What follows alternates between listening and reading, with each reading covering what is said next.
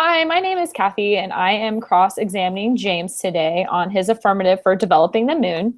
And my first question for you today, James, is how abundant is helium-3? Based on some minor research, we don't really know how much will be available on the moon. Is it resourceful to make a mine a source that we not only know is readily available as we may think? Helium-3 just started off because we only were able to get a sample from the Apollo 17's astronaut Harrison Smith. I believe that was his name. He's working on getting helium-3. It's really, really rare on Earth, and we know that because we have an atmosphere. It's a lot more abundant on the moon because the moon does not have an atmosphere. So the short amount of time that we've been able to be on the moon, it's feasible that, they could say it's really rare on Earth, but they know it's going to be more abundant on the moon because there isn't an atmosphere.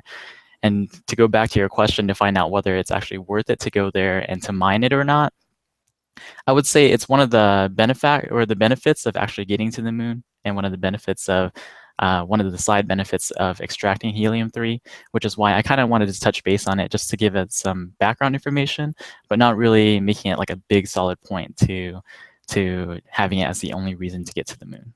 Yeah. And then just from there, do we have any technology that can actually use helium-3? Do we know how easily we can develop it? I know it's not your biggest point, but I'm still curious to know if we have any knowledge of that yet. As of right now, helium-3, we do know that in order to extract anything or to just mine it itself, we would have to heat up the the area alone to extract it would take about 600 degrees, believe Fahrenheit in order to extract it. The University of Wisconsin is currently working on it right now for the thermonuclear fusion, for the energy that's going to be produced and all that good stuff.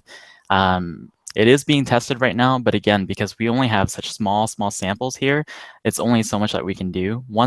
And if we decide to mine and even create a reactor on the moon, should that be feasible, and I would suggest, I would think that it would be, large quantities could then be extracted back to Earth, and then our technology, of course, would be able to go forth from there. Okay.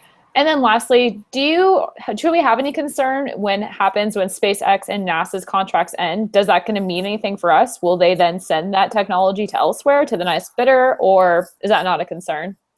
For me, the reason why I'm trying to think of it more is that as long as the US federal government is advancing and trying to be a part of it and moving forward and starting it, it just means that what we're going to do is once those contracts end, that's going to open up more doors for us. And that's going to make it so we're going to be able to pretty much um, fuel and advanced space exploration in regards to just getting more contacts in, getting more people involved, and having it more of an international effort to go through space and advance through space.